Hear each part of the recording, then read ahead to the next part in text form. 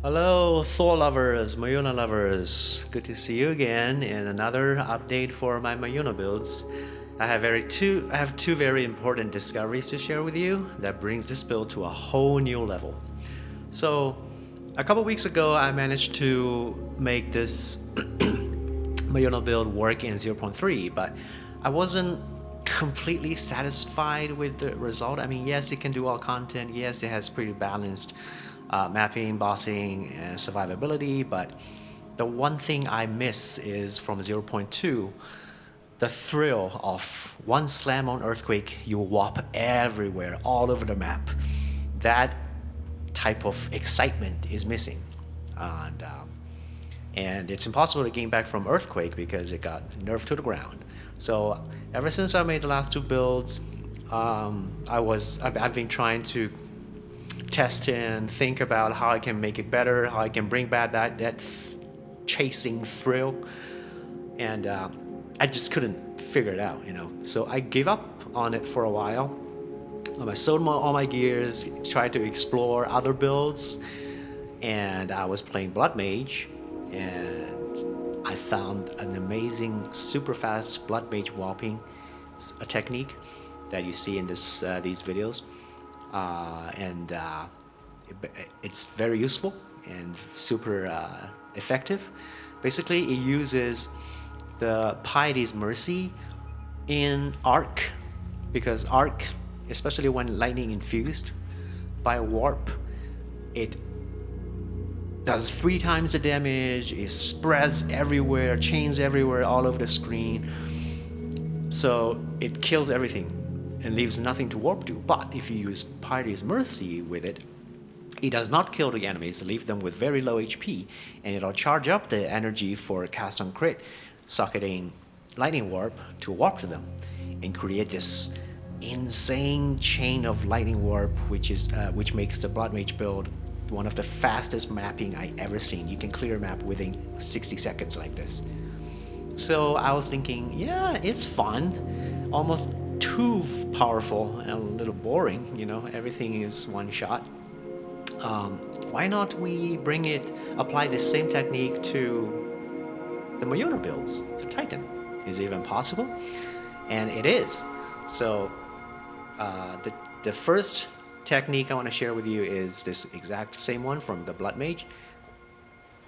By the way, if you want to try the Blood Mage version, I also have the build guide uploaded days ago on the same channel.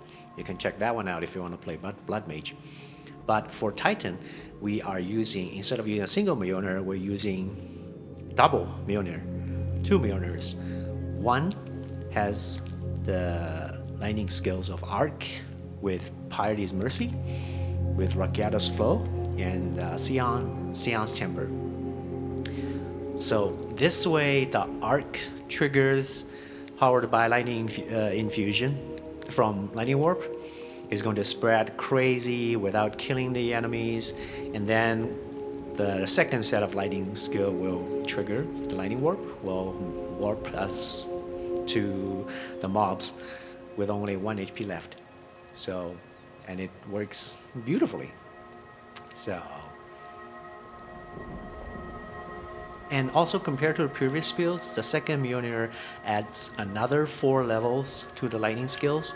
As you can see right now, I have 35 on Lightning Warp, and 32 on Arc, which makes them very powerful for mapping and bossing. So that's the first technique. The second technique I want to share with you that I discovered also super powerful is the Fist of War. And this technique is Titan only. Fist of War gives us 2 effects. The first one is attacks with supported skill are ancestrally boosted, but it does it only once every 14 seconds, so that one's irrelevant. The second effect is Ancestral Boost has double effect on supported skills. What is Ancestral Boost? The boosted slam has 30% more damage and 25 increased area of effect. So doubling the effect of that one would be adding another 30% more damage, which gives 60% more damage and 50% increased area of effect, which is very, very strong. And because we're Titan, we have this ascendancy skill. Every second slam skill you use yourself is ancestrally boosted. So that means every second skill, whatever slam skill we use, Earth Shatter, Forge Hammer, Thunder, is going to enjoy the double effect from Fist of War 2 for Ancestral boost. So that is just insane, right?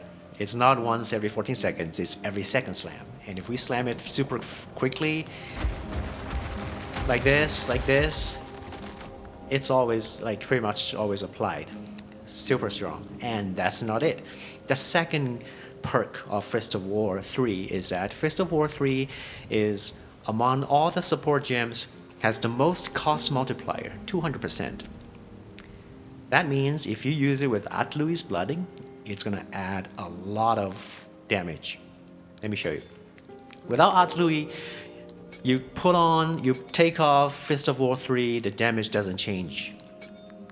But if you socket Atalui's Bloodletting, you take off, it's only 23k, you put it on back on, it's 32k. That's a huge difference. All because of the 200% cost multiplier. So, like for mapping, I put it with Thunder. For bossing, I just put it with Forge Hammer. You know, that's, so one Fist of War 3 in any slam skills is going to give you a huge damage boost. So that's the second secret, and it's Titan only. It's just crazy. You can put it in every slam skill, you know, Earth Shatter, Forge Hammer, Leap Slam, Stampede, whatever you want. So that's it. And now we're using the new mapping skill, Thunder. Thunder hits much further and wider than Earth Shatter, and the best part about it is it can hit over some terrains. You know, if like this terrain is uneven, sometimes the Earth Shatter won't get across it if this is like a bridge or something, but Sunder can hit through it and reach the monsters here, and you can just warp right to it. That's the first good thing about Sunder. The second good thing about Sunder is the quality. Its quality. The quality gives 50% reduced accuracy penalty based on distance, which is huge. Right now, I don't have Resolute Technique. I don't have these accuracy. I have a little bit of accuracy from these dual wielding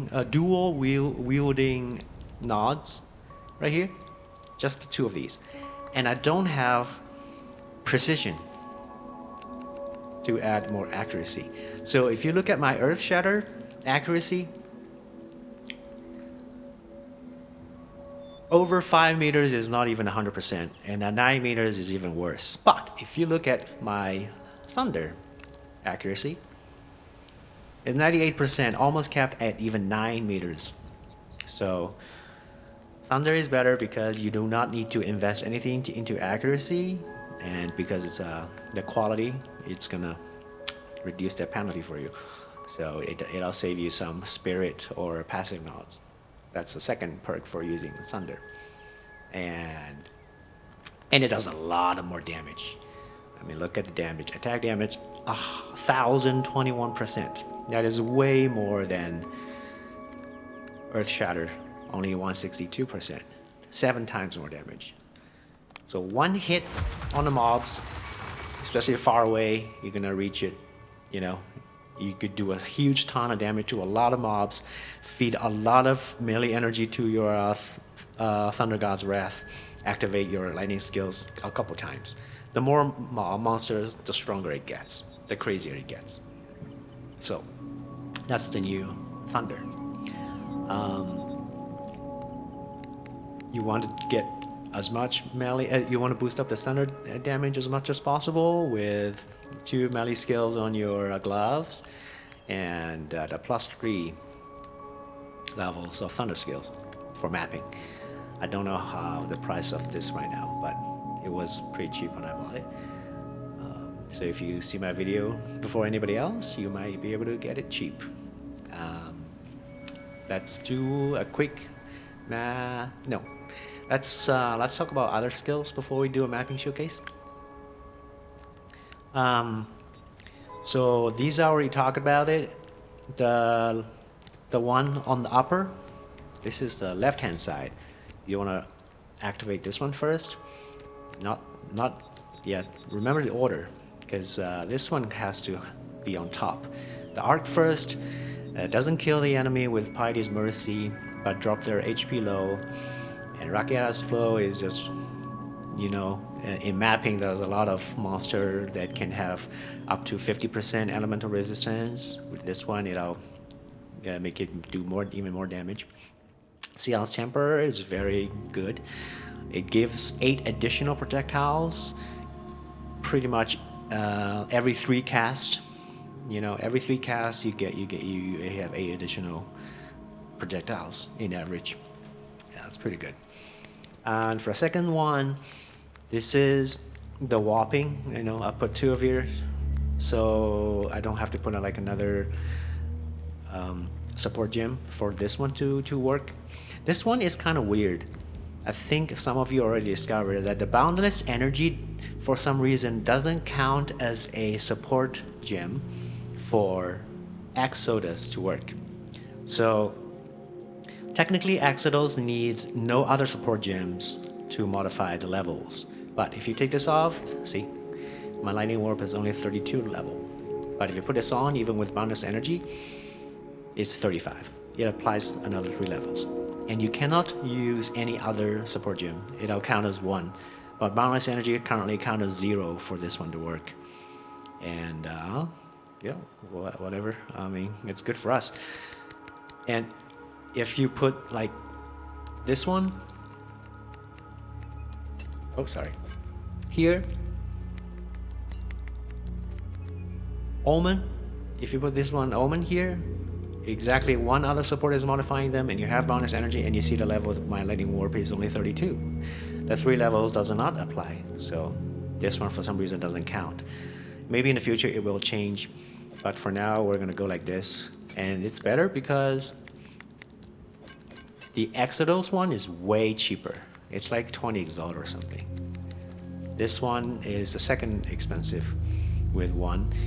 And then if you have the other one with the 2 other support plus 3 levels, that was the most expensive one. I think it's 30 divines or something.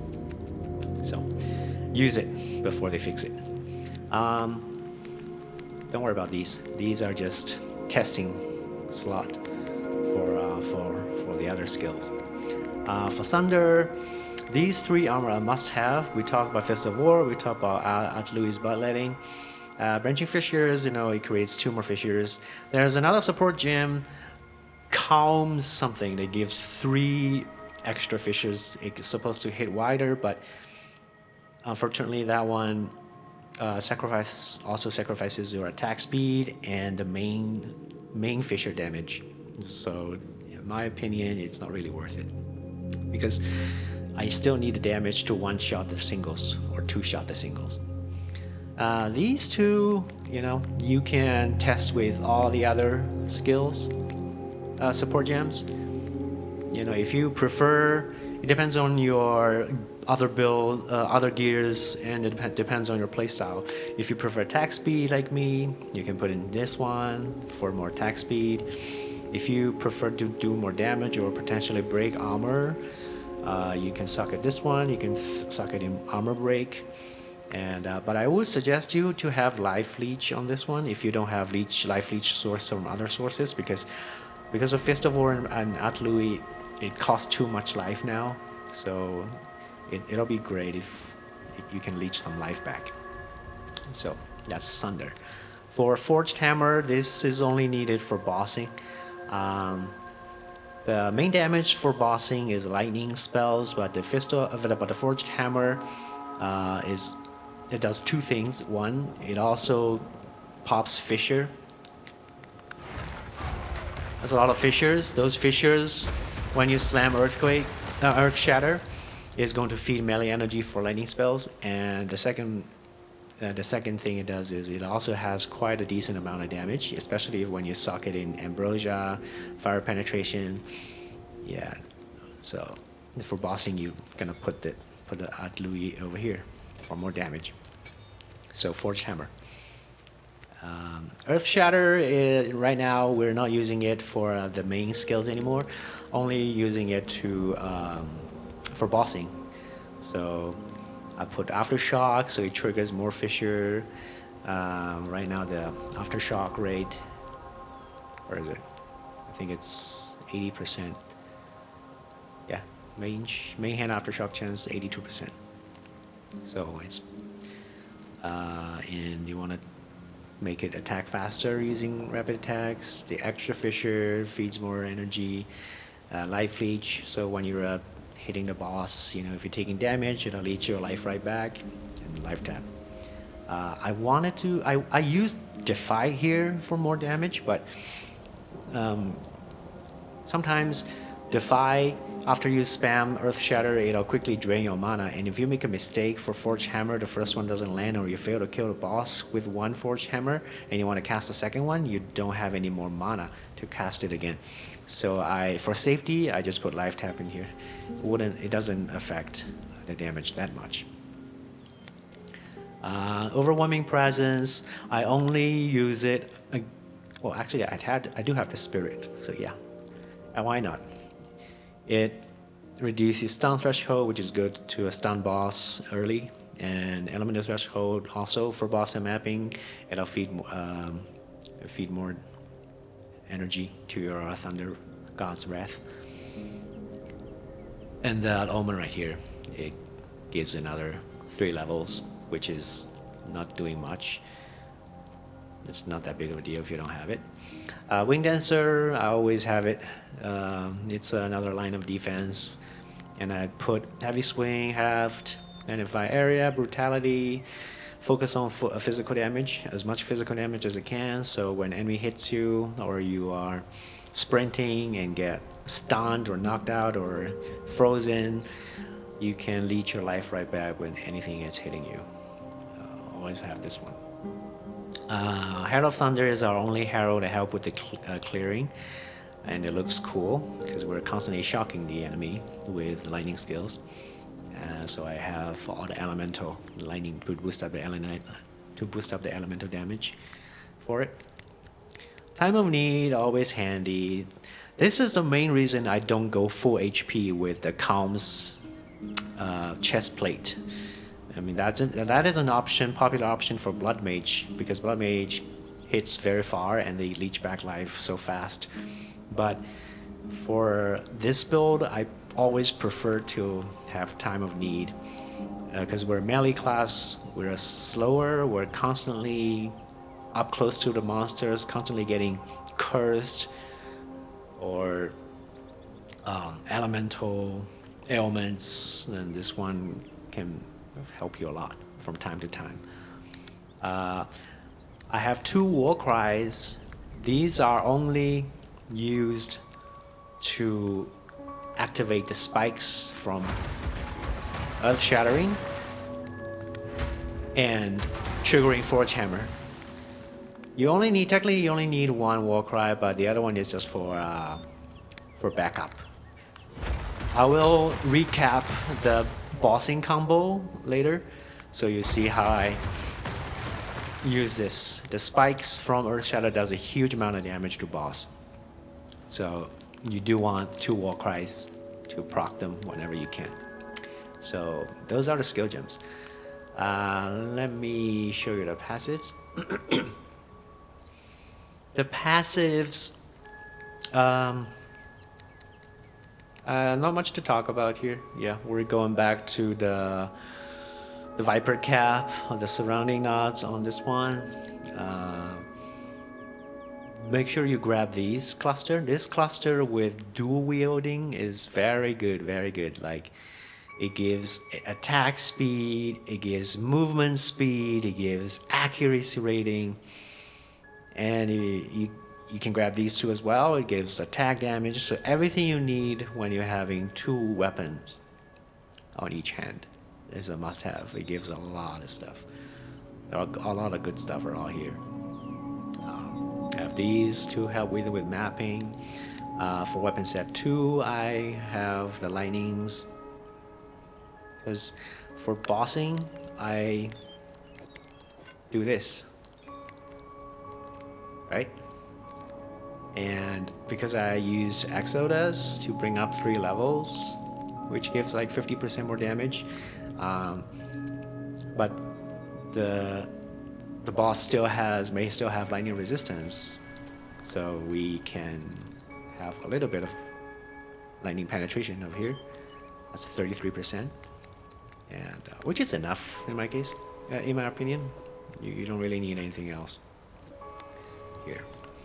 I mean, you can if you want to cast like a curse or get more penetration over here. Oh, actually, these don't work on. These only work on attack. They don't work on lightning spell damage. Well, I think the damage is enough. I already killed Zash in 3 seconds. These I already talked about it last time. We are doubling our gloves armor, so it's better to have as much armor as you can on your gloves. It's gonna give the same amount of evasion based on the armor in the gloves, and this knot is gonna turn all that evasions into armor.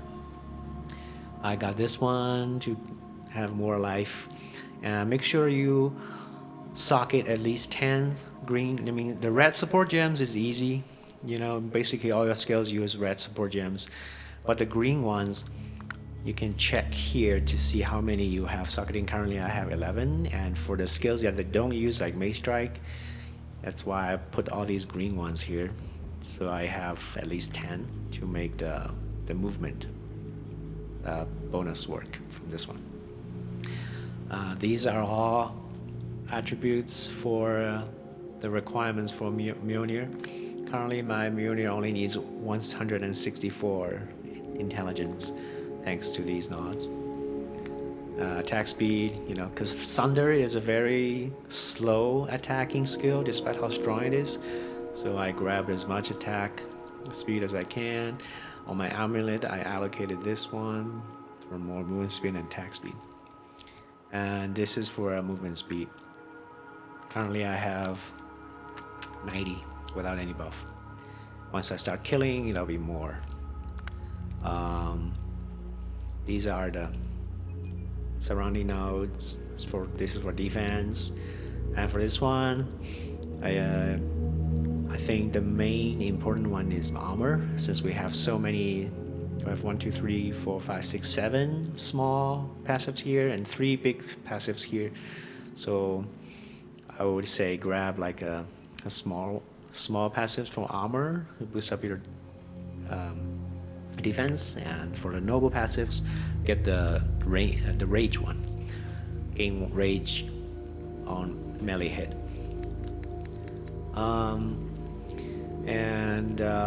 This is the Ancestral boost cluster. We don't need the area of effect nods anymore because the fissures aren't really affected by the area of effect. It's not like Stampede or Leap Slam. Those benefit the most, but not the fissures. You know, Sunder with fissures, it's the branching of the fissures that counts, not their area of effect. Their area of effect is small anyways, so you can save those knots from area of effect. Grab these for damage. This one's for the requirement, you know, and life. I have these as well for defense. This is great because it gives 12% attack speed and dexterity for your Mjölnirs. This is for aftershock. It's still important, not for mapping, but mainly for bossing, because every time you slam Earth Shatter, the aftershock is going to trigger on more fissures from Forged Hammer, so feed more energy to Thunder's God's Wrath. On weapon set 2, I also have these, because we're not using Resolute Technique, we can do critical hit, so these will give a lot of damage to your lightning skills. Lightning skills have really high base critical chance, plus these, it's a lot more damage for boss. This one, I'm not using Tech Rod because I think I have enough damage on my Sunder. It's super strong with the +3 skills and everything else. So instead I grab Amnamu. Amnamu gives defense. When taking hits from damage, 20% of life loss is prevented, then lost over 4 seconds. So say if something hit you, something that was supposed to one-shot you, but now it's not. So it could be a lifesaver in many situations because it works from all hits, and it gives you time to spam your life flask. You know, I get instant heal on my life flask. So if I say something hit me for 4K or 3,200 lives, supposed to kill me, but now only 80% of damage applies instantly. The rest is, lost over time. So I see the life go down here. I just spam my life flask to heal back. It can be a lifesaver. I mean, of course, you can use Tech Rod if you want to. It's your choice. And these are for defense, especially this one. I really like this one because we have 85 of physical damage prevented, and 25 of that damage prevented will be recouped as life. Yeah. So why not? Since our Sunder with Fist of War 3 costs so much life. See that? One cast, 600 life. If you don't leech it back or somehow it can get dangerous. So that's our passives. For the jewels, we talk about that. This one is for this cluster to grab the movement speed. So that's it. SNSC skills, we don't talk about these here. It is a must-have. And this is just for Fist of War 3. It's so much damage. And that's for the passives.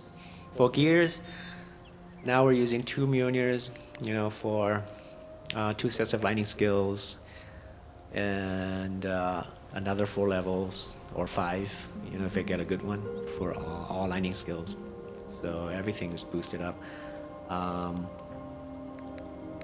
You can get a 3 socket if you want, if you have the money for it. Those cost like 200, 300 divines to get more skill speed or whatever else you want. It's your choice. The rings are just for resistance mostly. Get as much life as you can. We're using Viper Cap again. You can get 2 sockets, or you can get more spirit if you lack spirit.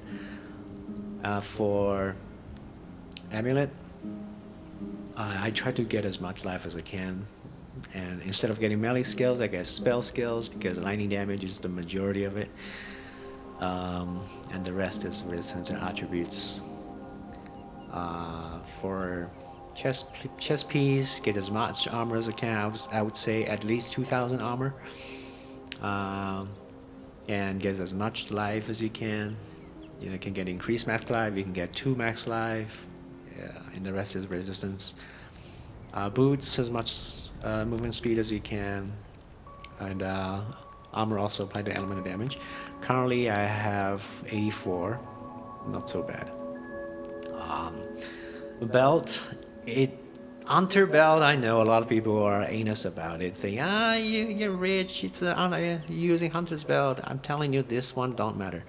You don't need this tool for this build to work. You can use movement speed belt, you can use attack speed belt. There's the new unique belt with the socket function. You can use those, or if you lack resistance or armor or life, you can get those. This is not a must-have. It's just a fun for me. Because you were hitting from far away using Sunder, you're safe most of the time. The gloves is a tricky one, because to min-max things, for suffix you need all level melee skills +2. you need attack speed, you need 100% effect of socket items. Just to have +2 levels, all melee skills, and the attack speed is already going to make this glove super expensive. And then you want 2 socket or even 3 socket, and then you want extra armor for your prefix. Yeah, gloves like that, they either don't exist or they are like, they cost like a mirror or something. Because most people craft these, they have the attacks on the prefix, and in my experience, the extra, we already have enough attacks because of the Ancestral boost and Aftershock. So you want to get as much defense as possible since we're not using the shield. So I want to put armor and life on the prefix, but not many people craft the gloves like that. So it's very rare to find. And if you want to try to craft it yourself, I wanted to craft it myself so many times I just give up, because just to get +2 melee skills and increase attack speed on the gloves is practically a huge big gamble. Very, very huge gamble. So I don't even have the heart to do it. I don't have the balls to gamble like that. So yeah, if you're a good crafter and you like this video, you want to help me craft one, you know, I'm happy to pay you, but I'm not going to do it myself.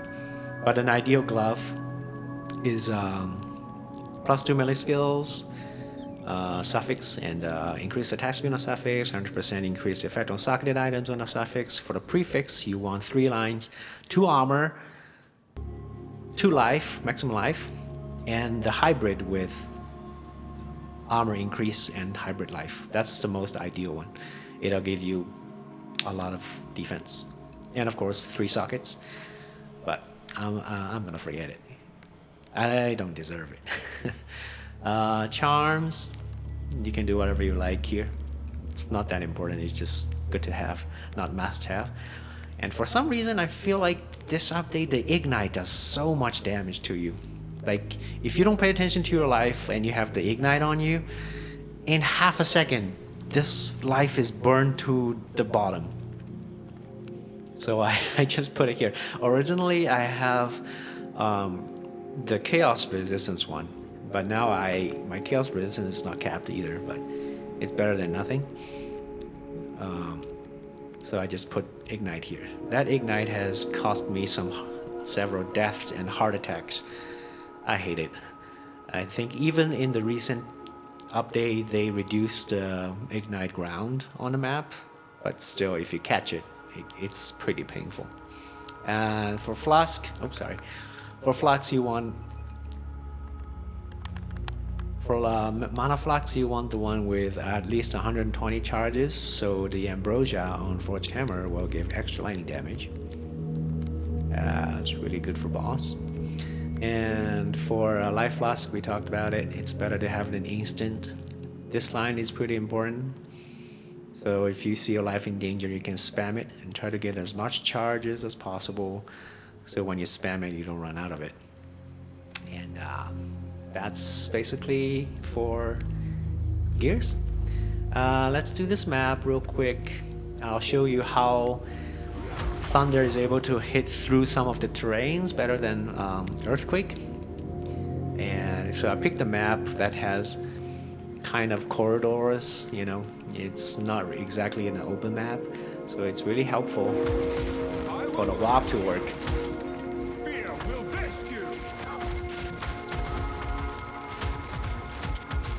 Yep.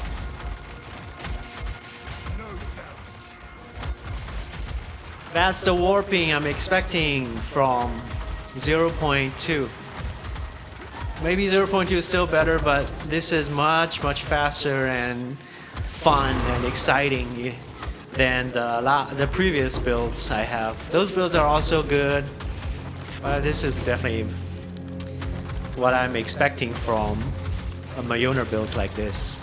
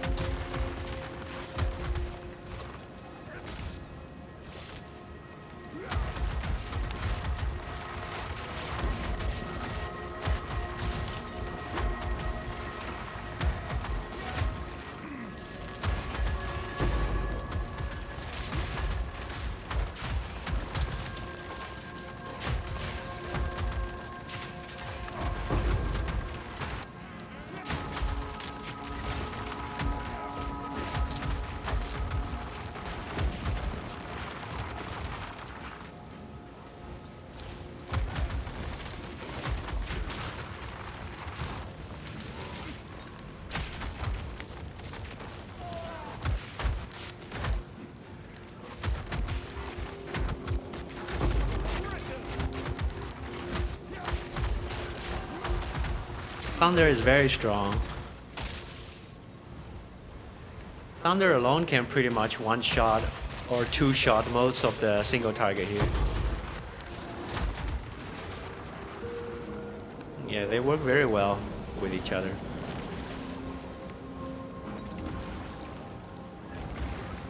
Anyways, I won't finish the map, but you get the idea how it works and how much better it is compared to the last one. I'm just gonna show you the last thing about how we do bossing.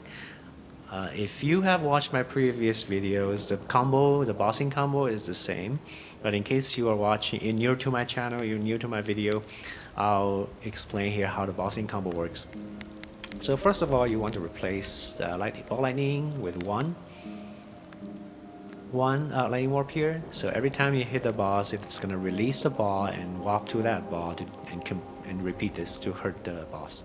And because you are constantly using lightning warp, there's gonna be a lot of lightning infusion on the ground to power up your arc. A lightning infused arc does 3 times more damage, which makes it pretty much as strong as warp, so you don't really need to put exactly the same here.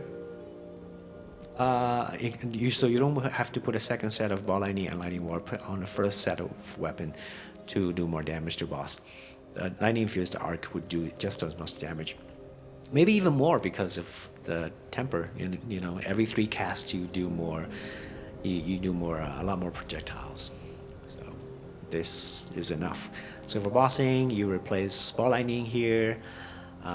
You change the weapon set 2. I have Herald of Thunder turned off on weapon set 2. So in here, when I change weapon, I see the icon of lightning, Herald of Thunder is gone. I know I'm on weapon set 2. And the passes, weapon set 2 has more crit. I don't need these. I don't need movement speed for bossing, and I trade a little bit of the attack damage for a lot more lightning damage. You know, this one to be lucky. These are lightning damage. These are for lightning penetration. And the combo works like this. First of all, before you are able to target the boss, there's a little short anime for every boss. You want to spam Earth Shatter 3 times to create, to create spikes. Maximum 6 spikes, and we have the Fisher support gem, so 3 hits should have all 6 spikes on the ground, and each spikes will give 6% more damage with hits. So you put down this 3 times, 6 spikes on the ground, Forged Hammer, throw it on the ground. Right now, the boss, you're able to target the boss. And the next one is Infernal Cry. See, this terrain, okay. A side note, some of the terrain like this, the Earth Shatter won't land. But your Thunder can still hit over it. So that's another reason we use Thunder with Earth Shatter. There are terrains like that. Anyways, back to that. So for boss, before boss about to be targeted by you, put down 3 spikes, throw down Forged Hammer, Infernal Cry.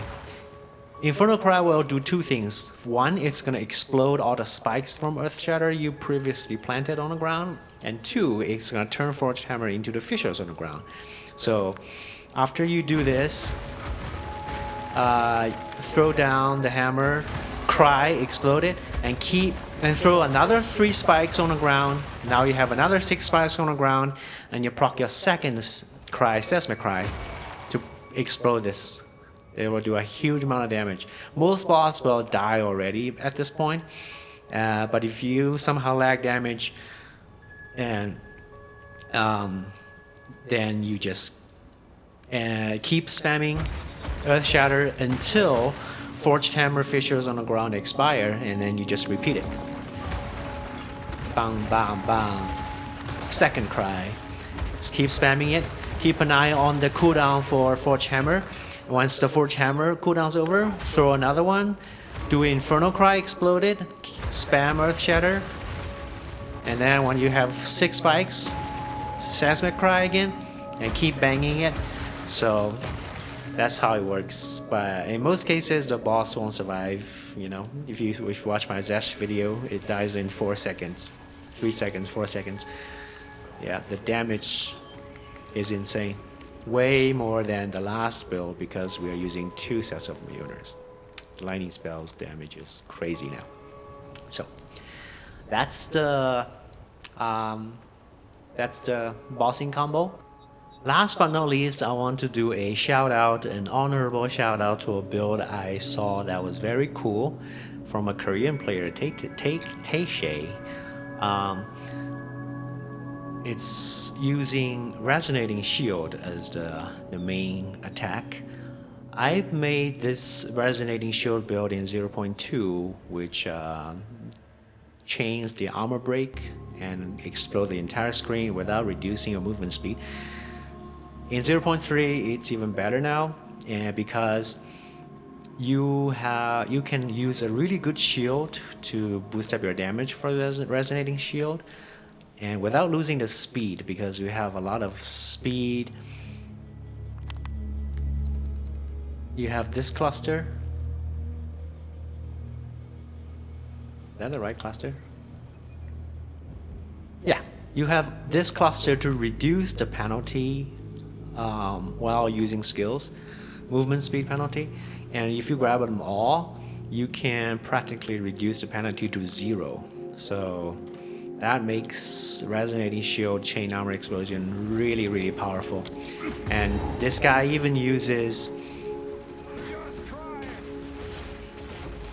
the poison to help to break armor, and in the armor explosion, nice herald. Yeah, I made a build like this in 0.2. I didn't know this could work in 0.3, but obviously it can. So in case you are interested, you should check it out. I'll post the link of this video underneath it. Yeah, I want to try it out myself too, but I'm kind of broke at the moment because I tried to get the right gloves and I couldn't. If you're a good crafter, you know how to do it, you know, if you want to help me craft it, I would appreciate it. But it's okay if not. It's the final min-max I'll do to this build for myself. Anyways, hope you guys keep enjoying this build. I'll keep exploring. You know, if I find out anything cool, I'll share with you guys. Bye for now.